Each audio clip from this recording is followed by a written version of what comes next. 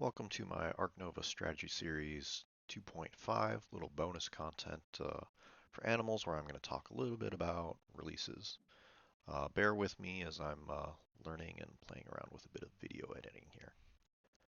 So sometimes you might hear players talk about, oh, that's a good release, or that animal has good release upside. Well, what does that mean? Well, the simplest way to put it is, does the animal have low appeal? And that's a pretty good bet that it's a good release because essentially when you release an animal, you lose the appeal, you lose the tags, and you are basically losing value that you paid for in that appeal. So if the animal's cost is tied up in other things like abilities, conservation points, reputation, things you actually get to keep after you release it, that's going to make it a better release. But if the animal has a lot of appeal, the animal's probably expensive because it has a lot of appeal, and then you just lose it all. That's not a good release. So for example, to visualize this, let's see, what's the difference between releasing a slow worm and a European pond turtle? The same size, same water requirement, same tags. Only difference is the slow worm is 2 appeal, pond turtle is 4 appeal. So you build your building, play your animal, play the release. What's the difference at the end of the day? The difference is after releasing a slow worm, you've got 5 more money than if you had released the pond turtle. And that's what makes a slow worm a better release. So I went through and looked at value that each animal gets you outside of its appeal when you release it.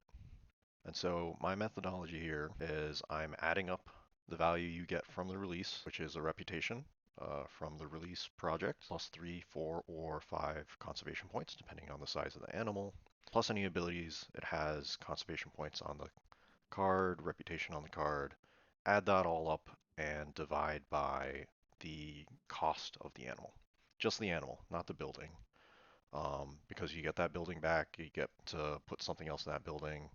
Um, and I think that's just a totally separate calculation for how efficient you've been playing, independent of this release. So, so the top 10 list I've come up with, just based off of raw value, coming in at number 10 is a tie, actually, between the Lynx and Kookaburra. So, great thing about releasing iconic animals is that generates appeal when you play them, but that appeal from the iconic ability does not get lost. So, you get pretty good value from these iconic animals. Coming in at number 9, we have the wolf. Wolf is a really cheap, large animal, so get a lot of appeal out of it, and you do get to keep the pack value you get out of it. Then we have pelican. So again, another cheap large animal, and it lets you get to do a build action, which is valued pretty well to be able to do an extra action in the middle of the game, and then get all the points for releasing it. Then next up we have the horny devil, one of the cheaper animals in the game you can find, so not paying a lot to get the animal on the board, enabling a quick, easy, efficient release. Then coming at number 7, you've got the cougar. This is among the cheapest 3 sizes you can play once you factor in the jumping ability. So that's a really good value there. You get 4 conservation points from a 3 size release of the cougar. At number 6, we've got the badger. So again, just another cheap small animal, slightly cheaper than the thorny devil, so a little bit more efficient. Number 5, we've got the stork. And this is the cheapest large animal in the game, so you get a lot of points for not a lot of money in the stork, which makes it a great release. Then coming in at number 3, it's actually a tie for second between the wall lizard and slow worm. So these are among the cheapest animals in the game, so that really boosts the value you get out of releasing these. Then coming at number 1 is the stoat. Same cost as the wall lizard and slow worm, just slightly more value you get out of having the hunter 1, so potential to draw cards. So it's just slightly edges it out to take top spot. When you look at the value of releases quantitatively, just raw points you get for money spent. But I wouldn't call this, in my opinion, the best releases because this doesn't factor into what you're paying in action efficiency. Um, this is just raw what you get as far as paying money. You also have to spend a worker, you have to spend an animals action, an association action, and so the smaller animals get you less points for the same amount of actions, even though you're getting more money efficiency. So I think the best releases would actually be larger animals because you're scoring a lot more points in that same number of actions, even if it might be slightly less money efficient. So redoing this list based on my subjective view of what's better, not only because it is more action efficient, but also just in the pace of the game. Getting 5 conservation points is really key early game because that can get you straight up to the 5 conservation point bonus. And if you get to pick that over your opponent, that can be a pretty big swing for you in the game. It also makes you that much closer towards the 8 conservation point bonus, also giving the lead on something that can give you an edge over your opponent. So starting my list at number 10, I'm going to go with the cougar here. It isn't a large animal, but it is still a very efficient 3 size. So 4 conservation points, paying only 7 money for the cougar is still just great value. Number 9, I'll bring in the cheetah.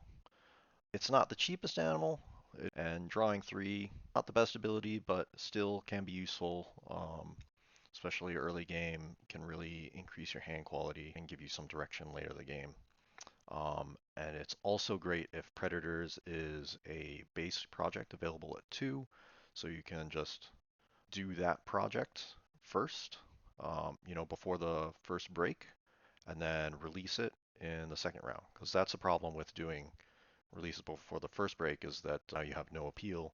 That really hurts your income. So if you can do the project, keep the animal, then do a release the second round, that's a really good line to take for games. Then number 8, I've got the muskox. Just a really cheap large animal to easily get that 5 conservation points.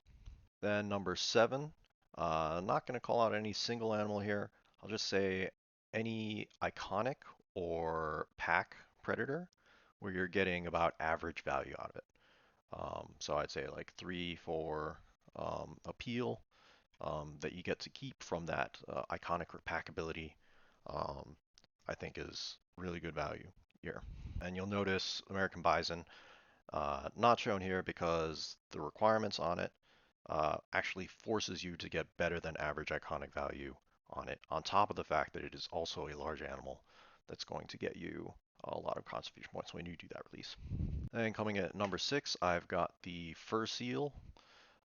So it is a little bit pricier than other animals on that list, but it does give you a worker, which is an incredible amount of value to get. So you can play an early fur seal and release it. I think that is great for your game. Then number 6, I've got Secretary Bird. It is a cheaper, although not the cheapest, large animal, but it does have a conservation point that you get to hold on to, which really helps its value there. And then number 4, we've got the wolf. Just slightly edges out the Secretary Bird because it's a little bit cheaper, which makes it easier to play, and you get a little bit of pack value that you get to hold on to.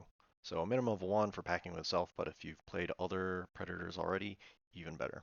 And number 3, we've got the pelican.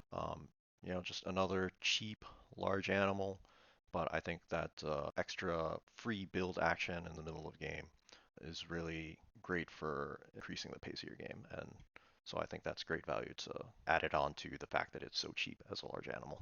And coming at number 2, we've got the stork. So if you can play it, this is the cheapest large animal you can release.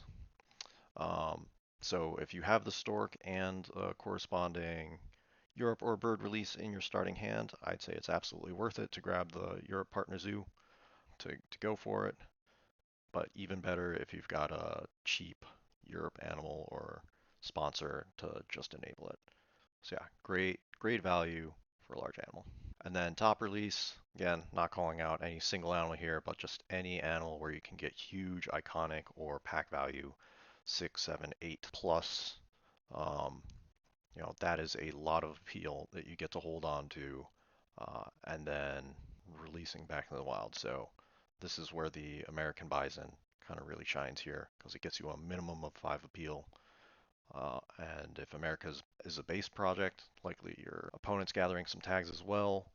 Um, you know, 8 appeal on top of 5 conservation points. That's just a huge amount of points. Um, and if you got the partner zoo, it's not terribly expensive. And then if you've got a predator packing strategy with high compound, you played 5, 6, 7 predators, any of those pack animals is going to get great value. So there you have it, her top 10 best releases.